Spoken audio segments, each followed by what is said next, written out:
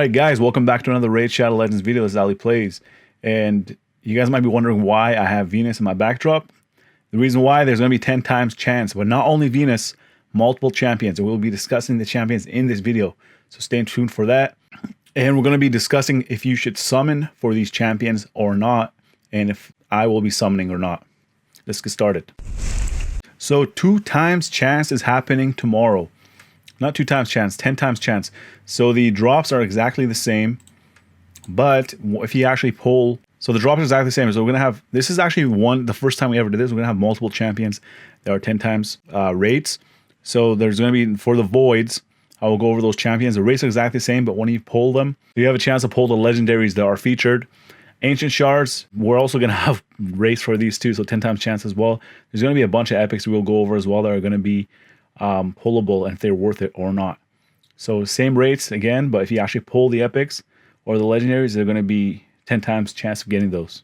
So this summoning is basically a Sacred Order faction 10 times summons. So the first champion is going to be Frostbringer that they're going to have available as featured. So she has a double hit on her attack. She has 15% chance of placing 100% heal reduction debuff for 2 turns. 15% is too minuscule. She does have a double hit, so that's nice.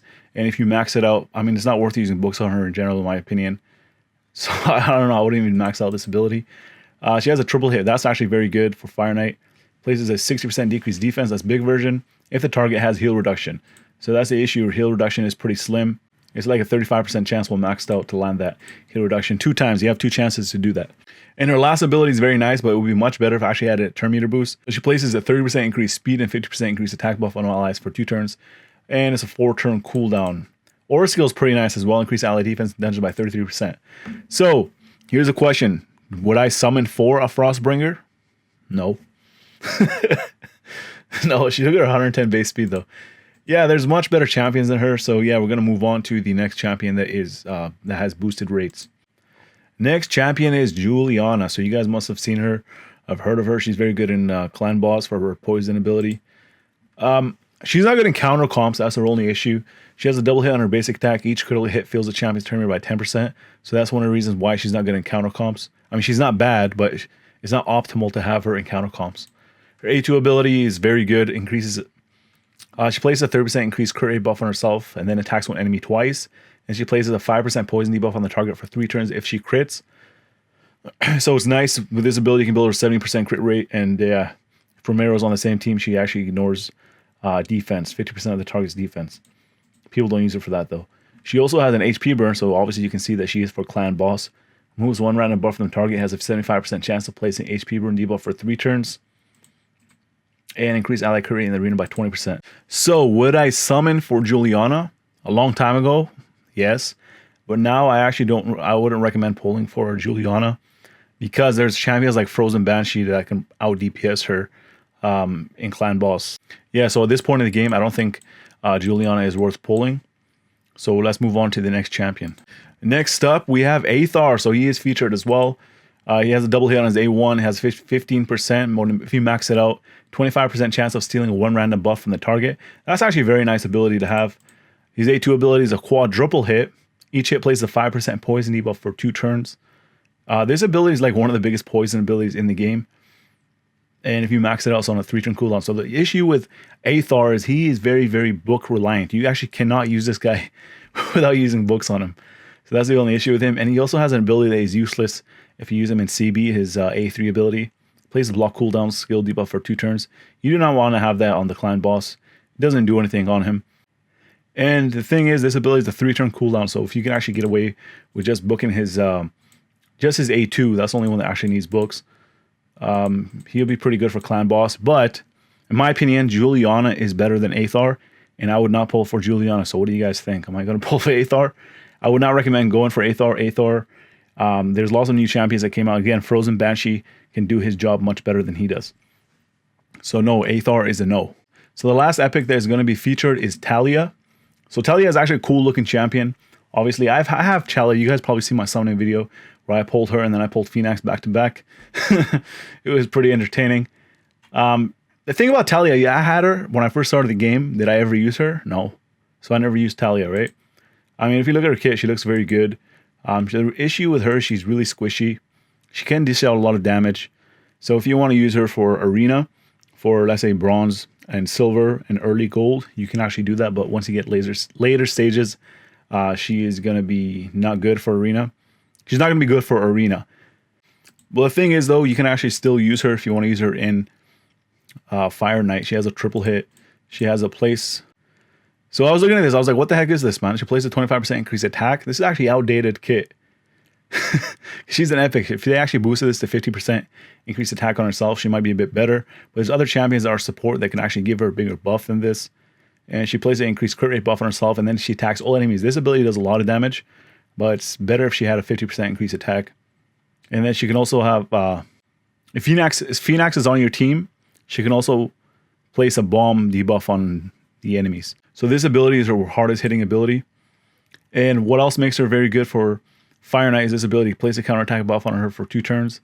She has a 75% chance of placing a weaken on enemies for 2 turns.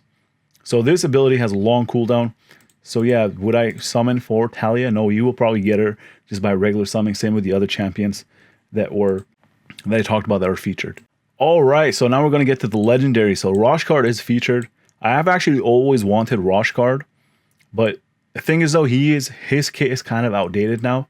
He does have unkillable, but there's champions that really hard counter him, like Rotos. A lot of champions that can remove buffs in arena, and then that's what mainly people use him for. He was very good as well for the clan boss unkillable team, but that did get nerfed, as you guys all know. So where can I use him? His A1, he attacks when enemy has a 50% chance of removing random buff from the target.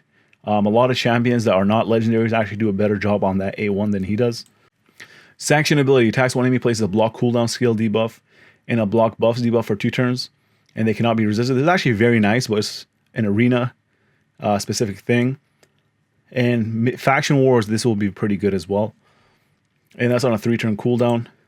This is his best ability. This is actually what made him very legendary, is because he's the only champion. I'm pretty sure, to my knowledge, he's the only champion that has a block damage buff. So he's able to place that on all allies for 2 turns. So I don't know if he's only one, but maybe there might be another champion that also has block damage. But to my knowledge, this is what made him famous. So he has a zone of protection ability, place block damage buff on all allies for 2 turns. And yeah, you want to book that out. So even when booked out, it's still a 4-turn cooldown, which is pretty long. So his kit is kind of outdated, and I think he kind of needs a rework, man. I never thought I would say this, but Roshkard the Tower kind of needs a rework. His aura skill is actually nice too, increase ally HP and all battles by 33%. So I think the reason why they put him in here is because if you pull a legendary, you have 10 times chance. I mean, Roshkard is not bad. I would love to have a Roshkard, but once upon a time, Roshkard is one of the champions I really, really wanted, but not anymore. He's not one of the ones I really want. So I think they put him on here because the next champion is one that you guys are really going to want. Next champion that is featured is Martyr. So the issue with that is if you summon and you really want Martyr and you pull a legendary, oh, screen crack. Legendary comes out. It might be a Roshkard. It might not be Martyr unless you really want Roshkard. So yeah, Martyr is one of the top tier legendary champions. Back then, she was actually the best legendary in the game, but not anymore. But she is up there. She's a top tier. She's a top tier legendary. Thing is, though, you can use her anywhere in the game. People don't really use her in arena as much as before. She's very good in PvE content, but she does slow down runs in dungeons because of the counter. I mean, that does help you out if you have a new account. The counter, the increased defense. She's very good for clan boss. I still use her on my team.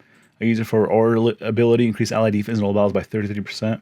So her A1 ability attacks when enemy has a 45% chance of placing a 60% decreased defense debuff for 2 turns. What would make her better if they actually switch these debuffs? The decreased attack from the A3 into her A1. That will make her make her more broken. And her A2 ability, this is what makes her famous. She places a 60% increased defense buff and a counterattack buff on all allies for 2 turns. There's only 3 champions in the game that have team counterattack, and she's one of them. The other is Valkyrie and an epic champion that is Skull Crusher. And that's on a 3-turn cooldown, so relatively short cooldown, which is huge because she also does increase defense. A3 ability, she has an AoE that plays a 50% decreased attack, so big version, for 2 turns and places a provoke debuff for 1 turn. So she has AoE provoke. Like, what more could you want? Even the aura skill. So yeah, would I summon for martyr? I actually have 2 martyrs. If I didn't have martyr, and for accounts that do not have martyr, I would summon for her. But considering that there's so many bad epics right now, they're not bad, but they're not as good as they were before compared to the new release champions. Would I summon for with ancient shards? No, I wouldn't. Unless you like manage to pull a martyr right away, but that's just luck, right? All right, so Void champions. Double Chance. You guys probably know who it is. There's only 2 Void legendaries in the Sacred Order faction. So yeah, you guys know that Venus is going to be in it. Venus had so many 10 times chances, didn't she? So I guess everybody wants a Venus. She has like the perfect kit for clan boss. Double hit with poison. AoE that has decreased defense and weaken. HP burn. And she can also remove all buffs from all enemies. And she can grant an extra turn only when Cupid is on the same team. But yeah, these 3 abilities are like specifically for clan boss, but you can use her anywhere. I've seen people run her in arena. Universal aura skill, increase ally HP and all bells by 33%. So would I summon for Venus? If I had, guys, if I had Void Shards, I only have 1. I'm probably going to open that, try to get her. I would summon for Venus. But we also have Sir Nicholas. So this video is coming out before my other video. I recorded the other one before. I'm doing actually a giveaway for an account that has Sir Nicholas. So you guys can stay tuned for that video. It's coming out soon. So Sir Nicholas, everybody knows Sir Nicholas, man. He has a 50% chance of placing a freeze debuff for 1 turn on his basic attack, cannot be resisted.